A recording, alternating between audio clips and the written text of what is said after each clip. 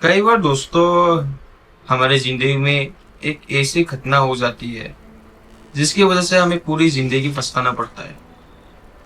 ऐसे ही किस्से की बात है। दोनों भाई रोहन और विशाल। विशाल जो एक बड़ा भाई था, उन दोनों के साथ एक ऐसी घटना होगी जो अपनी पूरी जिंदगी में वो नहीं भूल पाएंगे। आज की जो कहानी है काफी दर्दनाक कहानी है। सो सभी लोग सीट पकड़ के बांध जाइए।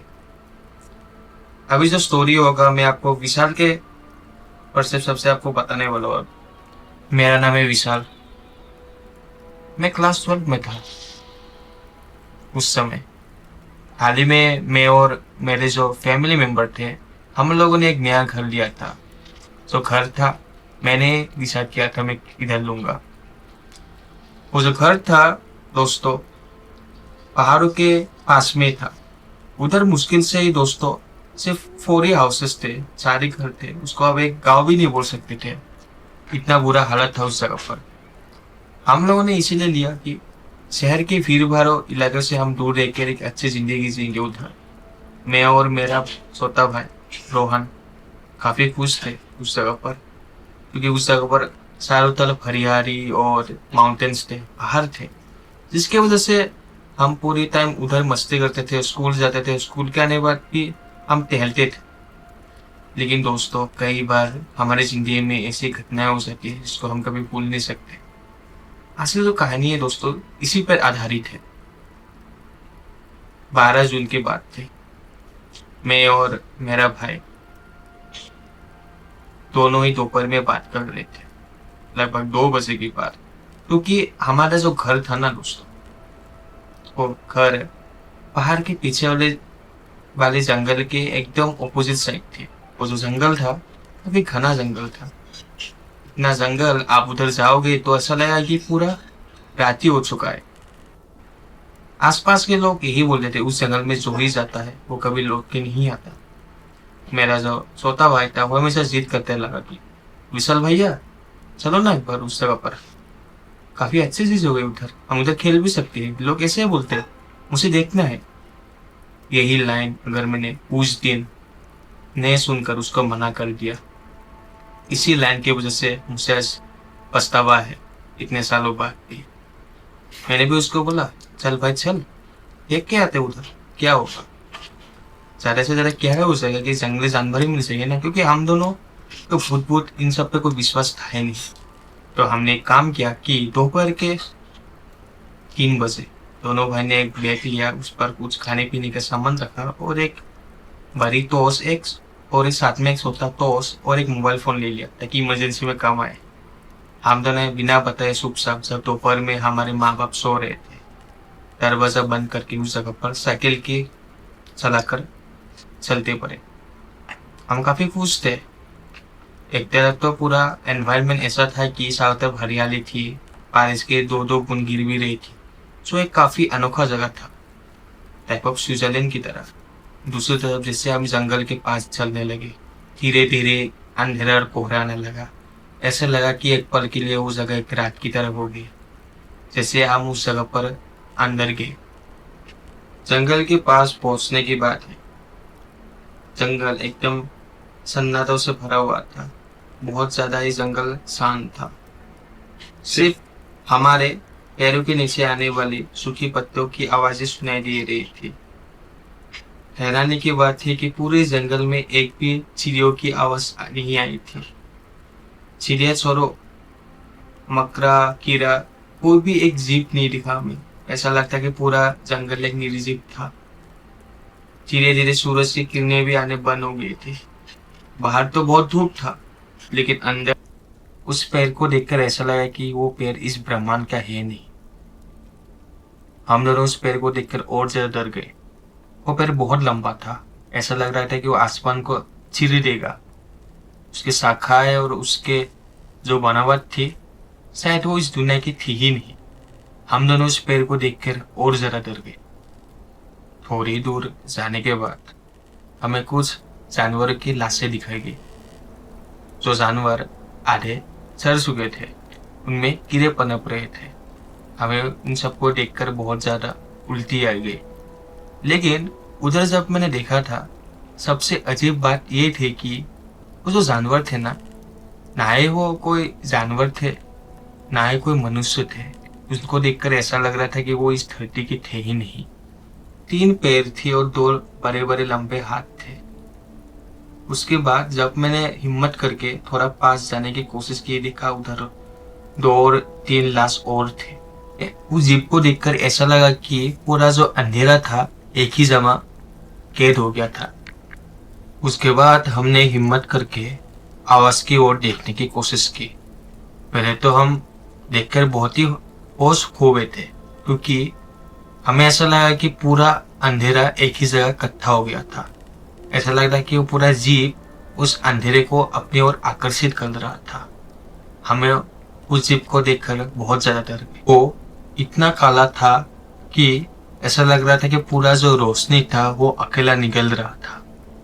जैसे जैसे उसकी आकृति हमारे पास आने लगी थी, वो जानवर काफी हद तक हमें साफ दिखाई देने लगा।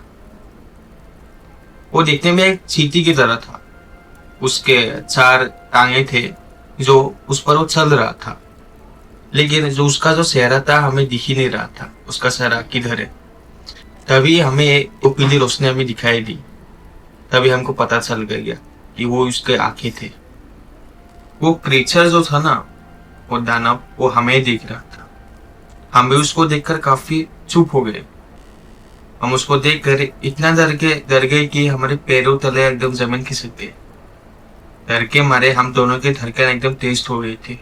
डर के मारे हम दोनों ने ही एक दूसरे को एकदम जकड़ रखा था, एकदम गले से मिले लिया था।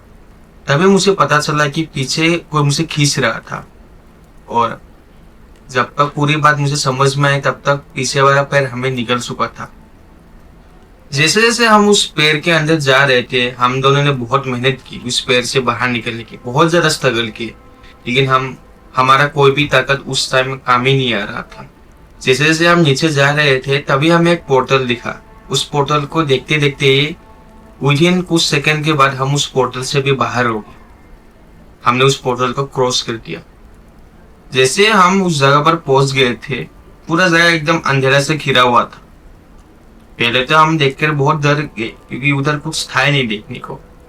मैंने चीजों को एक्सप्लोर करना शुरू किया। ऐसा लगा कि वो जो दुनिया था, लगता था कि वो धरती से काफी हद तक अलग था।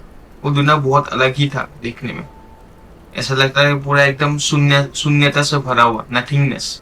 ऐसा एक दुनिया था इस पर कोई भी चीज एग्जिस्ट ही नहीं करती, ऐसा लग रहा था देखने से। वो जो दुनिया था दोस्तों, मतलब वो आत्माओं का घर था, और हमारा दुनिया जैसा नहीं था। ऐसा लग रहा था कि मृत्यु का राज उधर, मौत का खेल उधर।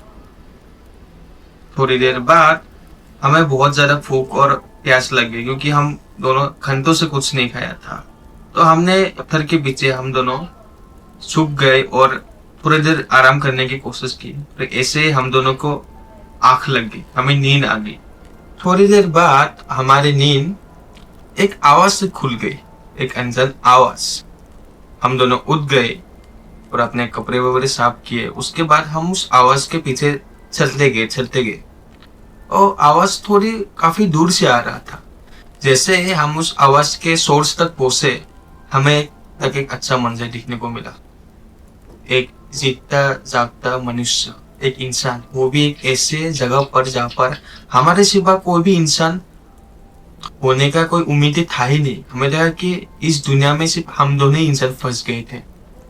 हमने जब उस इंसान को गौर से देखा, वो इंसान एक दानव से लड़ रहा था। हम दोनों देखकर काफी खुश हो गए उस टाइम। वो इंसान उस दानव को मारने वाला था, तभी वो जो दानव था वो भाग गया एकदम। उस इंसान के हम पीछे चलते गए उस इंसान की तलाश में। हमें ये बात भी पता चल गई कि वो भी हमारी तरह इस जगह पर फंस चुका था। वो भी अपने एक दोस्त के साथ ट्रेजर हंटिंग करने इस जंगल में आया था। तभी वो दोनों इस जंगल में साथ में इस पोर्टल में घुस गए। लेकिन उस इंसान का दोस्त बच नहीं पाया था, क्योंकि उसका दोस्त इसी दुनिया में एक जीव था जिसका नाम ब्लैक ऑफ हॉर्न था। उस क्रीचर ने उसके दोस्त को मार दिया था। उसके बाद हमें ये भी पता चल जाता है कि जो इंसान अभी लड़ रहा है उस क्रेचर के साथ, उसका नाम है वीर, जिसका दोस्त हाल ही में अभी गुजर चुका है। जो क्रेचर था दोस्तों ब्लैक हॉर्न, उसका शिकार करने का तरीका थोड़ा अलग था बाकी जीवों से। इसका कोई अपना कोई खुद का शरीर था ही नहीं, इसलिए वो जितने भी जीव जंतु है उनके शरीर में घुसकर वो हमला करता था। लेकिन दोस्तों वो जो ब्लैक हॉर्न जीव था उसका एक कमजोरी था, एक डिसएडवांटेज। जब भी वो किसी जीव जंतु या इंसान पर अटैक करता है उसके सोल को खाने लगता है, लेकिन उस जीव जंतु का जब तक वो सोल को खत्म करने के बाद भी उसे कुछ समय तक उस शरीर में रहना पड़ेगा। मान लो ब्लैक हॉर्न ने एक इंसान पर अटैक कर दिया, उसने उस इंसान के अंदर घुस के उसके सोल को निगल लिया, लेकिन जब तक उस इंसान का जो शरीर है वो मर नहीं जाता, वो कभी भी उस शरीर से बाहर नहीं निकल सकता। मतलब आप उस पर हमला कर सकते हो। मतलब इस ब्लैक हॉर्न नाम का जाति का जो जीव है इस दुनिया में, इसका एक डिसएडवांटेज है, एक कमजोरी आप बोल सकते हो।